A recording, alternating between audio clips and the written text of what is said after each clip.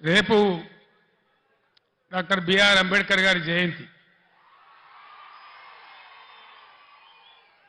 అంబేద్కర్ గారి పుణ్యమానే రాజ్యాంగంలో వారు ఆర్టికల్ 3 పొందుపరిచినారు కాబట్టి వారి స్ఫూర్తితోనే మనం తెలంగాణ రాష్ట్రాన్ని సాధించుకున్నాం.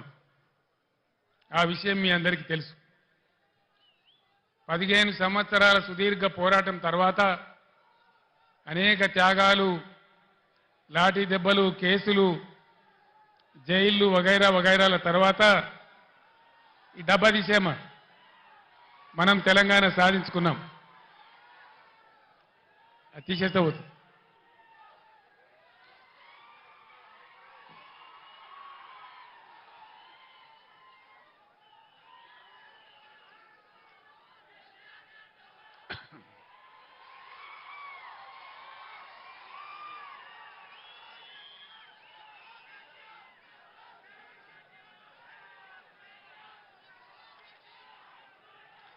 ఈ సందర్భంగా మనందరి పక్షాన,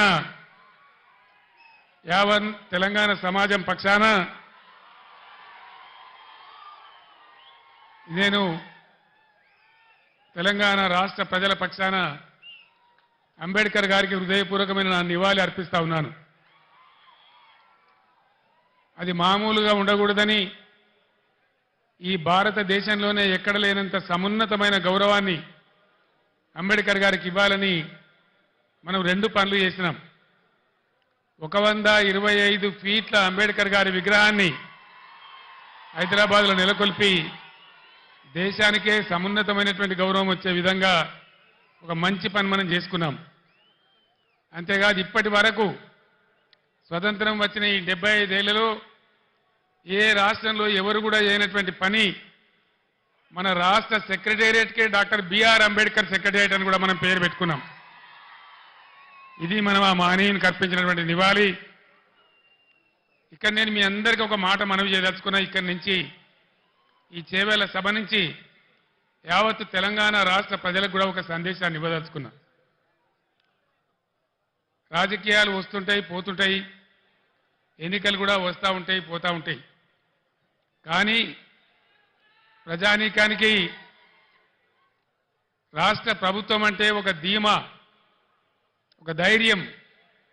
మా ప్రభుత్వం ఉంది, మమ్మల్ని ఆదుకుంటుందనేటువంటి ఒక విశ్వాసం అనేది ఉండాలి. ఎక్కడైనా ప్రజలు ప్రభుత్వం నుంచి కోరుకునేది అదే. ఒక ఆయన కొద్దిగా ఎక్కువ జరగచ్చు, ఒక ఆయన కొద్దిగా తక్కువ జరగచ్చు. కానీ యావత్తు రాష్ట్ర ప్రజానీకానికి ఉండాల్సింది ఒక ధీమా, ఒక ధైర్యం, ఒక ఆత్మవిశ్వాసం. మమ్మల్ని అన్ని విధాలా ఆదుకునే మా ప్రభుత్వం ఉంది అనేటువంటి ఒక గౌరవమైనటువంటి భావం ప్రభుత్వం ఎడల ఉండాలి. ఈ మధ్య ఎన్నికల్లో నేను చాలా సభలలో చెప్పినాను, ఓటు వేసే ముందే చాలా జాగ్రత్తగా ఆలోచించాలి, ఏమాత్రం దెబ్బ తగిలినా చాలా పెద్ద పొరపాటు అయిద్దని చెప్పినాను. సరే, ప్రజలలో కొంతమందికి కొన్ని రకాల ఆలోచనలు, కాంగ్రెస్ పార్టీ ఇచ్చినటువంటి అంతులేని హామీలు, ప్రలోభాలు, దానికి గురైన కొందరు కింది మీద చేస్తే ఈ రాష్ట్రంలో కాంగ్రెస్ ప్రభుత్వం వచ్చింది. 4 నెలలు గడిచి ఇప్పుడు 5వ నెల జరుగుతూ ఉంది. ఏ ఒక్క విషయంలో కూడా ఒక పాలసీ కానీ, వాళ్ళు చేసినటువంటి ఎన్నికల వాగ్దానాల మీద చిత్తశుద్ధితో కూడుకున్నటువంటి కార్యాచరణ కానీ ఎక్కడ కూడా కనపడతలేదు. వసతులు, వనరులు ఉన్న వాటిని వాడుకునే నైపుణ్యం కనపడతలేదు. 10 ఏళ్ల కింద మనం మర్చిపోయినటువంటి ఇబ్బందులు మళ్ళీ మన కళ్ళ ముందు కాపాడుతూ ఉన్నాయి. మీ అందరూ దయచేసి గమనించాలి. 15 సంవత్సరాలు పోరాటం చేసి మీ అందరి దీవెనతోని, మద్దతుతోని ఆనాడు ఖమ్మం జైల్లో ఉండి అందించిన ఆరోగ్యం పాడైతే నిజాం ఆసుపత్రికి తరలించబడి 13వ రోజు దీక్ష చేరుకొని చచ్చిపోయే దిశకు పోయి సావు నోట్లో తలకాయ పెట్టి కూడా పోరాటం చేసి రాష్ట్రాన్ని మనం సాధించుకున్నాం. రాష్ట్రం వచ్చిన తదనంతరం, రాష్ట్రం వచ్చిన కొత్తలో చాలా ఇబ్బందికర పరిస్థితులు ఉండేవి. కరెంటు కోతలు, కాలిపోయే మోటార్లు, పేలిపోయే ట్రాన్స్ఫార్మర్లు, అందని సాగునీళ్లు, మంచినీళ్లు, చాలా ఇబ్బందులలో తెలంగాణ రైతాంగం చెట్టుకోవలు గుట్టకోవలు ఉన్నటువంటి పరిస్థితి ఉండేది. దాన్ని నివారించాలని కోడి రెక్కల కింద తన పిల్లలను కాపాడుకున్నట్టు రైతాంగాన్ని మనం కాపాడుకున్నాం. ఒక పాలసీ పెట్టుకున్నాం. రైతు కులం లేదు, ఎవరికి భూమి ఉంటే వాళ్ళు రైతు. అన్ని వర్గాలలో రైతులు ఉంటారు.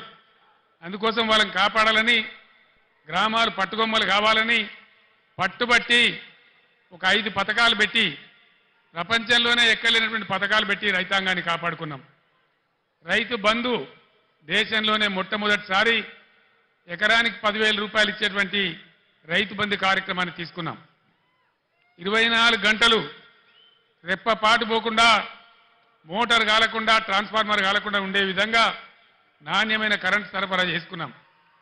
రైతు చనిపోతే, ఒక గుంట భూమి ఉన్న రైతు చనిపోయినా ఆయనకు 5 లక్షల బీమా వారం 10 రోజుల్లో వచ్చేటట్టు ఏర్పాటు చేసుకున్నాం. అదేవిధంగా రైతుల పంట మొత్తం ప్రభుత్వమే కొనుగోలు చేసి నేరుగా వాళ్ళ బ్యాంకులలో రైతు బంధు వచ్చే విధంగా చేసుకున్నాం. అదేవిధంగా ఇట్లాంటి కార్యక్రమాలతోని రైతులలో ఒక ధీమా, ఒక ఆత్మవిశ్వాసం కల్పించగలిగినాం. అంబేద్కర్ గారు, వెనుకబడిన తరగతుల గురించి పోరాటం చేసిన జ్యోతిబా పూలే గారు చూపించిన మార్గంలో గత 70 ఏళ్లలో లేనటువంటి 1100 గురుకుల పాఠశాలలు, వాటన్నిటిని జూనియర్ కాలేజీలుగా మార్చుకున్నాం. అవన్నీ కూడా మీ కళ్ళ ముందర ఉన్నాయి. కులము మతం లేకుండా దళితుల కోసం, గిరిజనుల కోసం, ముస్లిం వర్గాల కోసం, పేద వర్గాల కోసం, బలహీన వర్గాల కోసం 1100 రెసిడెన్షియల్ జూనియర్ కళాశాలలు ఈ రాష్ట్రంలో పెట్టుకున్నాం. దళిత బిడ్డలు, బీసీ బిడ్డలు, ఓసీ బిడ్డలలో కూడా నిరుపేదలు, గిరిజన బిడ్డలు ఎవరు కూడా విదేశాలకు పోయి చదువుకుందామంటే 20 లక్షల రూపాయల ఓవర్సీస్ స్కాలర్షిప్ ఇచ్చుకున్నాం. ఈరోజు ఇవన్నీ కూడా మాయమైనాయి. గత 5 నెలల్లో ఒక్క బిడ్డకు కూడా ఓవర్సీస్ స్కాలర్షిప్ ఈ ప్రభుత్వం ఇవ్వడం లేదు. దళిత వాడలు ధనిక వాడలు కావాలని దేశంలోనే ఎక్కడ లేనటువంటి విప్లవాత్మకమైనటువంటి మార్పు, సంవత్సరానికి 1 లక్ష కుటుంబాలు, 2 లక్షల కుటుంబాలు బాగు చేసుకుంటూ పోవాలని 10 లక్షల రూపాయలు ఇచ్చుకుంటూ ఒక కుటుంబానికి దళిత బంధు కార్యక్రమాన్ని తీసుకున్నాం. ఈరోజు కాంగ్రెస్ పార్టీ వాళ్ళు చెప్పినారు, కేసీఆర్ 10 లక్షల రూపాయలు ఇస్తా ఉన్నాడు, మా ప్రభుత్వం వస్తే మేము 12 లక్షల రూపాయలు ఇస్తాం అని ఆనాడు వాళ్ళు మాయ మాటలు చెప్పినారు. 1,30,000 మంది దళితులకు బీఆర్ఎస్ గవర్నమెంట్లోనే దళిత బంధు శాంక్షన్ చేసినాం. ప్రొసీడింగ్స్ ఇచ్చినాం. డబ్బులు జిల్లా కలెక్టర్లకు పంపించినాం. 12 లక్షలు ఇస్తామని నమ్మబలికిన ఈ కాంగ్రెస్ ఏం చేసింది? ఈరోజు ఒక్కలకు కూడా ఇవ్వడం లేదు. 10 లక్షలు కూడా ఇవ్వడం లేదు. 12 లక్షలు కాదు, కలెక్టర్లకు వచ్చినటువంటి డబ్బులు అకౌంట్లన్నీ ఫ్రీజ్ చేసి ప్రభుత్వం వాళ్ళ డబ్బులు వాపసు తీసుకున్నది. నేను ఒక్కటే మాట మీకు మనవి చేస్తా ఉన్నా, దయచేసి దళిత సమాజంలో ఉండే మేధావులు, దళిత యువత మీరు తీవ్రంగా ఆలోచన చేయాలి. మౌనంగా ఉంటే మన సమస్యలు పరిష్కారం కావు. పోరాటం చేయకుండా ఇది రాదు. నేను ప్రభుత్వానికి కూడా